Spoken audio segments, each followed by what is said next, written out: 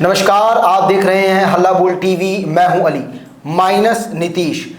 BJP सरकार अब बिहार के इतिहास में पहली बार अपनी सरकार बनाने जा रही है। क्या है पूरा मामला, इसको लेकर हमारे साथ मौजूद हैं हल्ला बोल टीवी के संपादक दीपक शर्मा। देखिए, 2 बजे जो आंकड़ा आया है वो आंकड़ा एकदम हैरान करने वाला है।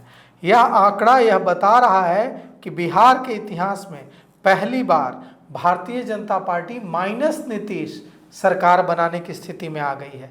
बीजेपी को 91 सीटें मिली हैं, चिराग पासवान की एलजेपी को 22 सीटें मिली हैं, मांझी की हम को 5 सीट मिली है और उपेंद्र कुशवाहा की आरएलएम को 4 सीट मिली है। इन सब की सीट जोड़ दें, बीजेपी की 91 सीट, चिराग पासवान की 22 सीट और जीतन राम मांझी की 5 सीट और उपेंद्र कुशवाहा की 4 सीट, तो कुल मिलाकर ये लोग 122 जो सरकार बनाने के लिए जादुई आंकड़ा है उसको छू दिया है। हाँ, 91 प्लस 22 प्लस 5 प्लस 4 मतलब BJP plus Chirag Paswan plus Jitan Ram Manjhi plus Upendra Kushwaha अगर जोड़ दें तो 122 सीट हो रही है। मतलब 2 बजे जो आंकड़ा है उसके मुताबिक नीतीश कुमार के बगैर जो चारों सहयोगी हैं, अगर चिराग पासवान, जीतन राम मांझी, उपेंद्र कुशवाहा और बीजेपी, ये अगर चारों एक साथ आ जाते हैं और नीतीश कुमार को अलग छोड़ देते हैं तो सरकार बन जाएगी। बीजेपी की सरकार बन जाएगी, बीजेपी का मुख्यमंत्री बन जाएगा और बीजेपी को नीतीश कुमार की जरूरत नहीं रहेगी। तो अगर यह आंकड़ा कंटिन्यू करता है,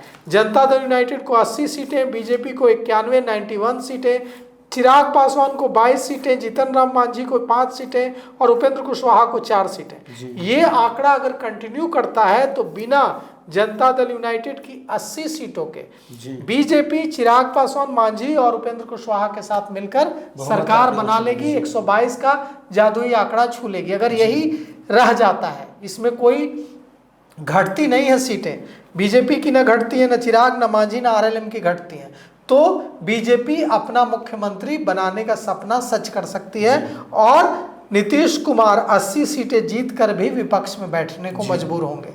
तो क्या भारतीय जनता पार्टी यह करने जा रही है या भारतीय जनता पार्टी गठबंधन धर्म निभाएगी और चुनाव से पूर्व किए गए वादे का सम्मान करेगी और नीतीश कुमार को ही मुख्यमंत्री बनाएगी? तो दोनों चीजें हो सकती है, कुछ कहा नहीं जा सकता है। यह भी हो सकता है कि भारतीय जनता पार्टी गठबंधन धर्म का सम्मान करे और नीतीश कुमार को सीएम बनाए, और यह भी हो सकता है कि भारतीय जनता पार्टी के मन में लालच आ जाए और भारतीय जनता पार्टी को लगे कि जब हमें माइनस नीतीश सरकार बनाने का मौका और अपना मुख्यमंत्री बनाने का मौका मिल रहा है तो हम यह मौका क्यों छोड़ें। लेकिन चुनाव के भाषण के दौरान अमित शाह ने कहा था कि बिहार में यानी राज्य में सीएम की कुर्सी और केंद्र में पीएम की कुर्सी, ये दोनों पहले ही से रिजर्व है, इस पर किसी की नजर नहीं। बिल्कुल आप सही कह रहे हैं, लेकिन राजनीति है ना अली जी। राजनीति में चुनाव के पहले कुछ कहा जाता है, चुनाव के बाद कुछ होता है जी। अगर भारतीय जनता पार्टी 122 का जादुई आंकड़ा बिना नीतीश कुमार के को शामिल किए छू रही है, BJP 91 seat, Chirag Paswan 22 seat, Manjhi 5 seat और आरएलएम 4 सीट, तो यह बहुत बड़ा संकेत दे रहा है। यह संकेत दे रहा है कि माइनस नीतीश सरकार बनाने का ऑप्शन बीजेपी के हाथ में है। आज भी कर सकते हैं, 1 साल बाद भी कर सकते हैं, लेकिन मुझे नहीं लगता है कि आज बीजेपी ऐसा करेगी।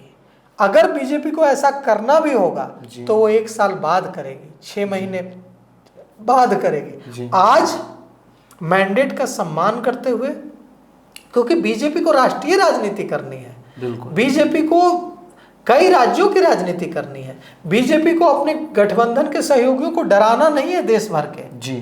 ऐसे ही आरोप लगता है कि बीजेपी शिवसेना को खाने की कोशिश की, बीजेपी ने एकनाथ शिंदे की पार्टी को खाने की कोशिश की। बिहार में भी आरोप लगता है कि बीजेपी ने कई बार जदयू को तोड़ने की कोशिश की, सांसदों से लिखवा कर रख लिया कि हाँ हम अपना समर्थन आपको देते हैं, ऐसे आरोप लगते रहे। तो भारतीय जनता पार्टी राष्ट्रीय राजनीति करती है और भारतीय जनता पार्टी ऐसा करने की अभी इस समय, अगर भारतीय जनता पार्टी ऐसा करेगी तो यह मैंडेट का अपमान होगा।